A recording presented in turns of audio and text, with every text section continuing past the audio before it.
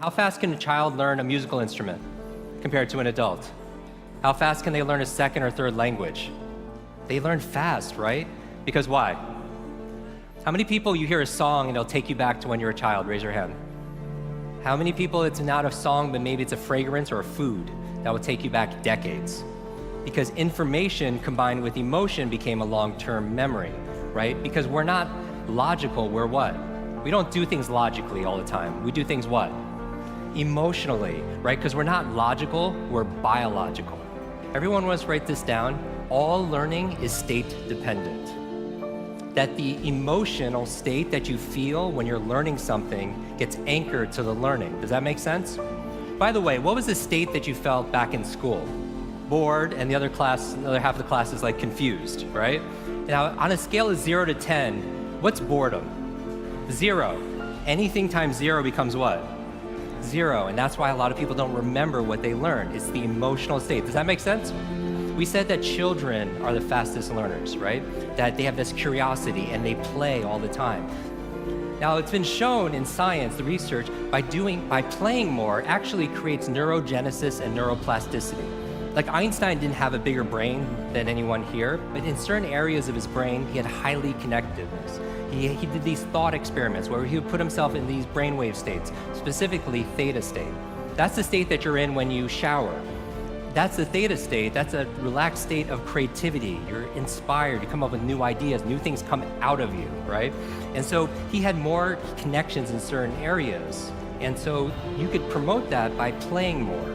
We live in an age where it's not your muscle power, it's more your mind power. The faster you can learn, certainly the faster you can earn, but not just financially, in all the areas of your life. I remember recently, I got to introduce two of my modern day superheroes. It was Stan Lee. And we're going to dinner. I remember asking Stan, I was like, I have to know, you've created all these incredible superheroes. Who's your favorite? And he looks at me without a blink, he's like, Iron Man. And then he's like, Jim, who's your favorite superhero? I was like, Spider-Man. And without a pause, he says, with great power comes... The opposite is also true. With great responsibility comes great power.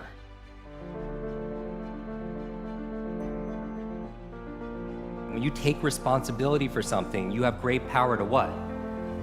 To change things, to transform things, to make things better.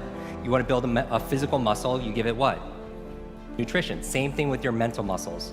Information combined with emotion becomes a long-term memory, right? The state that you learn something in, the mood and the feelings that you learn something in gets attached to what you want to learn. I'm going to give you 6 keys to learn anything faster. You can write these down. I want you to remember, be fast. Be fast. 6 keys to learn any subject or skill faster. So the B in be fast stands for believe. Because if you believe you can or believe you can't, either way, what? Either way, you're right. All behavior is belief-driven. How many people here talking about memory? Because memory, forgetting is a state. A lot of people say, oh, I have a bad memory, right? They always think, I have memory, or I have focus, or I don't have focus, or I have creativity, I don't have creativity. I want you to scrap that. Creativity is not something you have, it's something you do. Memory is not something you have, it's something you do. There's no such thing as a good or bad memory. There's just a trained memory and an untrained memory. Your brain is like a supercomputer, and your self-talk is a program it will run.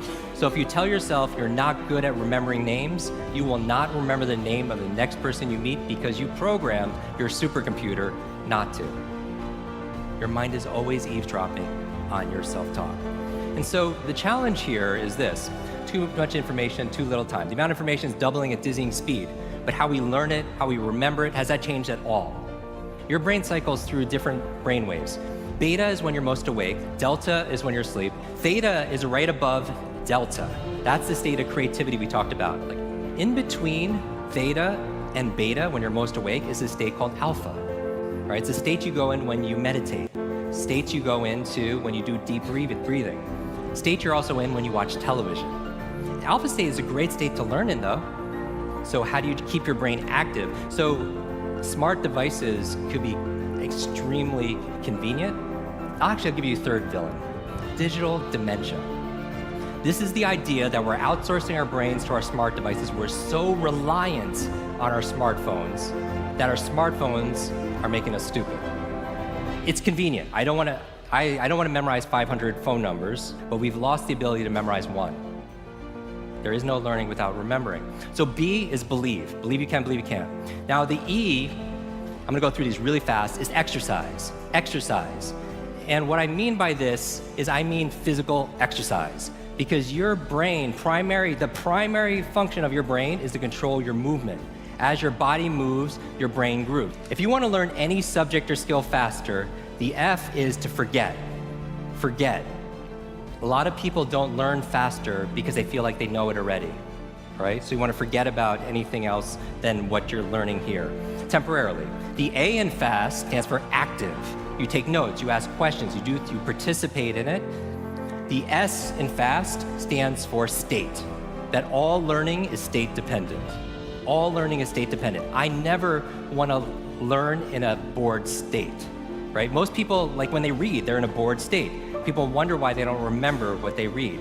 So control your state. Finally, the T in fast and B fast stands for teach. You learn with the intention of teaching it to somebody else. If you had to teach this to somebody when you got back home, your team, your family, your friends, would you learn it differently, right? So you learn with the intention of teaching to somebody else. Because when you teach something, you get to learn it twice. Let me close with this. When I got home, there was a package waiting for me. I opened up. I don't know if you could put this slide on, please. I opened it up and there's this photograph. There's a photograph of me and the entire cast of X-Men. And even better than Halle Berry and Jennifer Lawrence and everything that's on there was the note from the chairman. It said this: Jim, thank you so much for sharing your superpowers with all of us. I know you've been looking for your superhero school since you were a kid. Here's your class photo. So my question for you is this: if you could go back to that child inside of you, that younger self, and right now tell them something that they need to hear, what would that be? And if you were to go in the future, 1 year, 2 years, 5 years, 10 years ahead in the future, I believe you have wisdom inside of you. I believe you have greatness inside of you. If you were to project 10 years ahead of time and look back on this day right now, what does your current self need to hear from your future self? I have a quote that I get quoted on more than anything else. It talks about an egg and stress, that your egg is like your life, that if an egg is broken by an outside force, life ends. But if it's broken by an inside force, life begins. And all great things begin on the inside. Thank you very much.